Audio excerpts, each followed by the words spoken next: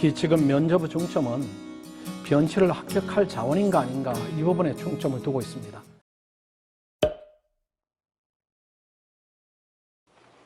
예, 안녕하십니까. 로스쿨 준비하는 수험생 여러분, 베리타스 원장이자 헌법을 강의하고 있고 이번에 인권법 강좌를 개설하게 된 금동훈입니다. 일단 베리타스 리트반의 성적에 대해서 궁금해하는 학생들이 많아서 그걸 간략하게 소개해드리면은, 일단 저희들의 이제 기본적인 개념은 무엇인가 하면은, 리트는 열심히 해도 성적이 오르지 않는다고 생각하는데 저희들은 그 반대의 생각을 가지고 있습니다. 이번에 역시 하루에 12시간씩 리트 모의고사를 보게 하고 기출문제를 분석하는 스파르타반을 개설했는데 좋은 성과를 거두게 되었습니다. 구체적으로는 작년에 80점 초중반을 맞았던 학생들이 무려 30점 내지 40점 성적 향상이 평균적으로 있었습니다. 그 다음에 처음 보는 학생들이 최고 득점 학생이 언어는 3개, 추리는 4개 틀린 학생이 있고, 언어는 4개, 추리를 또 4개밖에 틀리지 않은 학생이 있습니다. 이런 걸로 봐서는 리트도 시간을 충분히 확보해서 하면은 성적 향상이 가능한, 또 반드시 일어나는 과목의 특성이 있다, 이런 부분입니다. 리트에 대한 설명은 그렇게 간략히 하고, 오늘은 면접을 위한 인권법 강의를 이제 개설하는, 소개를 하는 그런 시간이기 때문에 면접 대비 전반에 대해서 말씀을 좀 드리면은, 법학 지식을 나타내는 답변이 유리한가 불리한가 학생들 간에 논란이 분분하게 있습니다. 그런데 어설프게 답변을 하면은 그거는 뭐 법학에 대한 부분뿐만 아니라 다른 일반적 물음에 대해서도 어설픈 답변은 불리하겠죠. 다만 법학을 전공하는 학생이 상대적으로 적은 걸 감안하면은 법학을 기초해서 논리적으로 답변을 하면은 면접에서는 절대적으로 유리할 것이다, 이렇게 상식적으로 판단할 수가 있습니다. 특히 지금 면접의 중점은 변치를 합격할 자원인가 아닌가 이 부분에 중점을 두고 있습니다. 그런 걸 감안하면은 법학적 사고에 기초해서 법학적 전문성을 갖춘 답변을 할 수 있다면은 절대적으로 유리한 위치를 점할 수가 있겠습니다. 자, 그러면은 법학 답변은 어디까지 준비를 해야 되고 할 수 있는가, 이 부분 현실적인 문제가 있습니다. 우리가 법 전공하지 않은 학생들이 대부분이어서 모든 법에 대해서 다 준비를 할 수가 없지만은 그래도 헌법 부분은 준비가 가능합니다. 그리고 형법 부분을 묻기도 하는데 형법 부분을 세밀하게 물으면은 답변하기 어려움이 있으니까 우리 관점은, 또는 우리의 목표는 헌법적 답변만 충실히 준비하자. 심화적 답변, 파생적 답변도 준비를 할 수가 있습니다. 그 준비에 기초되는 교재가 바로 인권법입니다. 인권법을 철저히 학습하면은 헌법적 관점에서 충분한 기본적인 답변, 심화적인 답변, 또 전문적인 답변을 할 수가 있습니다. 그래서 인권법을 이제 소개를 좀 해드리면은 모든 면접을 준비하는 학생들이 이 책은 필수적으로 보고 있습니다. 또 많이 스터디도 하지만은 공통된 부분은 책을 보다가 포기를 하거나 아니면 의미 없이 이렇게 책을 읽는 수준에 그치기 때문에 면접에서 실제 써먹지는 못하는 상태로 인권법이 활용되고 있습니다. 자, 이런 부분을 고려하면은 제가 인권법을 쭉 검토를 해보니까 주제 선정은 매우 훌륭합니다. 아마 이 주제를 벗어나는 질문을 하기에는 면접관들이 굉장히 고심을 해야 되기 때문에 대부분 이 주제 안에서 면접의 질문이 헌법적 관점은 대부분 포함해서 질문하지 않을까, 이렇게 생각을 하고, 두 번째로는 책의 논리 부분인데 아마 여러분들이 인권법을 공부하다 보면은 도대체 이게 무슨 말인지, 이 논리로 내가 답변을 할 수 있는지, 이런 부분에 대해서 한계에 부딪힐 겁니다. 여러분이 생각하는 그런 점은 느낀 바 그대로 맞습니다. 이 책은 논리적으로 어떤 쓰여진 책이 아니라 여러 논문들을 짜집기 한 성격이 강하기 때문에 주제 일관적인 흐름보다는 단락적입니다. 단락적이어서 재구성을 해서 논리적으로 답안을 준비하지 않으면은 인권법을 보는 취지가 또는 활용도가 매우 이제 약화되게 됩니다. 그런 이유로 인권법 강의를 반드시 들으시고, 책의 논리 부분에 대해서 또는 인권법이 갖는 한계 부분에 대해서 예시로 제가 설명을 드리면은, 인권법 2장에 안락사에 대한 얘기가 있습니다.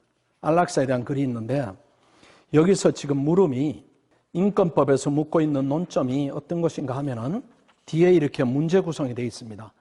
토론 문제가 주어지고 내 입장이 주어지는데 요 물음의 핵심은 안락사에 대한 허용 여부에 대한 얘기입니다.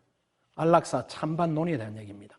그래서 만약에 면접위원이 안락사에 대해서 찬성하는가 반대하는가 이렇게 물었을 때 여러분들이 이 책을 보거나 면접 교재를 가지고 학습을 했으면은 그 답은 할 겁니다. 나는 이유로 찬성을 합니다.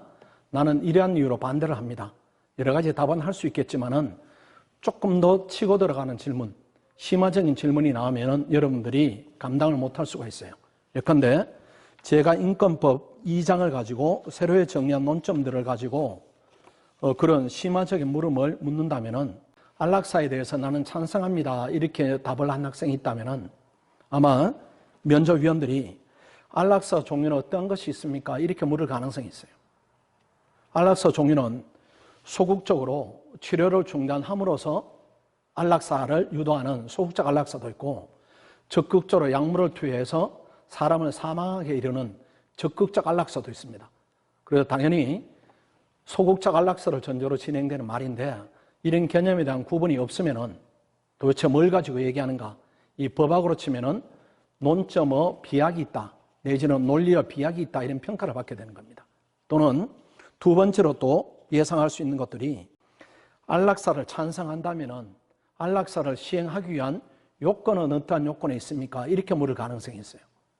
그런 그 요건에 대해서 미처 생각을 하지 않으면은 요건에 대한 답을 못하고 또 여기는 대법원의 입장도 있고 헌법재판소 입장도 있기 때문에 여기에 한 답이 막힐 수밖에 없습니다. 반대로 안락사를 찬성하는 데 대한 실행 조건에 대한 본인의 생각을 안락사 유형이다, 판례 입장이다 이렇게 조리 있게 얘기한다면은 결정적으로 면접에서 높은 점수를 받을 수가 있는 겁니다. 그 다음 또 심화적인 질문이 있겠죠. 안락사에 대한 결정권을 우리 헌법상 권리로 볼 수 있습니까? 우리 헌법상 보장된 인권입니까? 이렇게 물을 수도 있습니다. 그런 물음에 대해서도 또 역시 판례 기반에서 답을 할 수 있다면은 여러분들이 면접에 있어서 아주 좋은 호의적인 평가를 받을 수가 있겠습니다. 그래서 이번에 인권법 강의는 이렇게 인권법을 재해석하고 면접에 꼭 필요한 내용만으로 정리를 해서 인권법의 내용이 총 900페이지입니다. 910페이지에 이르기 때문에 여러분들이 인권법 내용을 혼자 학습한다 아니면 법을 전공하지 않은 학생들이 모여서 파트를 정해서 스터디를 한다 이렇게 하면은 전문적인 물음에 대한 전문적인 답은 못하는 상태로 면접장에 들어가게 되는 겁니다. 그런 부분을 이번 강의를 통해서 해소해 드릴 테니까 아마 이런 자료가 주제별로 정리된 자료가 나갈 겁니다. 이 자료들이 전체적으로 하면은 100페이지 이내에서 제공될 것이니까 이 정도를 익히는 데는 여러분들이 전혀 지장 없이 또는 로스쿨에 입학한 다음에도 헌법을 공부한다 이런 차원에서도 도움이 되는 내용을 많이 강의해 드릴 테니까 꼭 인권법 강의를 들어서 면접 부담을 좀 덜으시기를 부탁을 드리고 그 다음에 우리 홈페이지에 보면은 이렇게 인권법 강의에 대한 광고지가 있습니다. 이걸 참고해 보시면은 인권법 강의가 어떻게 진행될 예정인가 이런 부분에 대한 대략적인 파악이 가능합니다. 다만 간략히 제가 설명을 좀 드리면은 인권법에 대한 강좌들이 없죠. 시중에 없습니다. 왜 없는가 하면은 인권법은 이꼴 헌법입니다. 헌법을 전공한 강사들이 없기 때문에 인권법 강의를 할 수가 없어요. 할 수가 없기 때문에 이분들이 얘기하는 것이 법적 지식의 바탕에서 답을 하지 말라고 이렇게 강의를 합니다. 면접 강의들이. 그것들은 본인들의 전문 지식이 없기 때문에 그렇게 가르칠 수밖에 없는 것이지만 저는 20년 넘게 헌법 강의를 해오고 있습니다. 인권법을 아주 전문적으로 분석하고 여러분이 답을 준비할 수 있도록 잘 정리된 자료를 제공해 드릴 테니까 헌법 전문가에게 지도를 받는 것이 바람직합니다.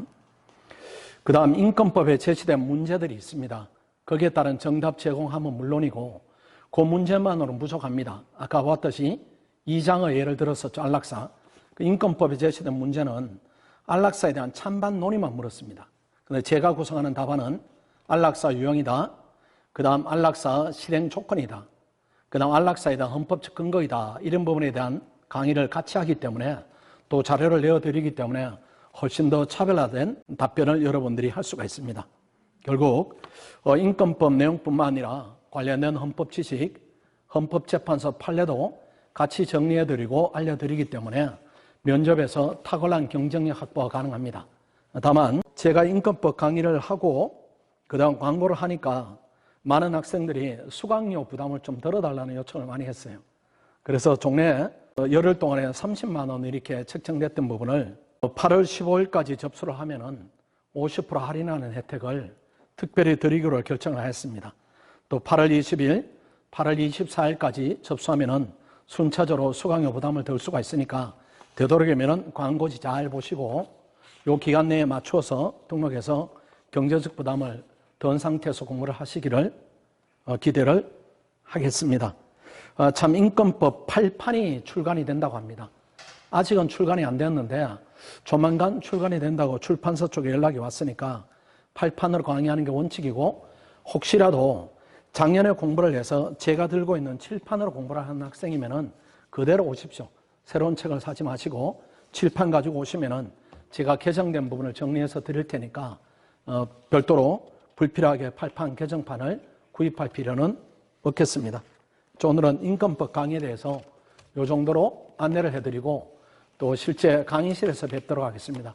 혹시 궁금한 것이 추가로 생기시면은 학원 홈페이지에 아니면은 이 영상 밑에다 질문을 주시면은 제가 일괄 답변하든지 개별적으로 답변하든지 이렇게 해서 여러분의 궁금증을 풀어드리도록 하겠습니다. 베리타스로 많이 와주십시오. 감사합니다.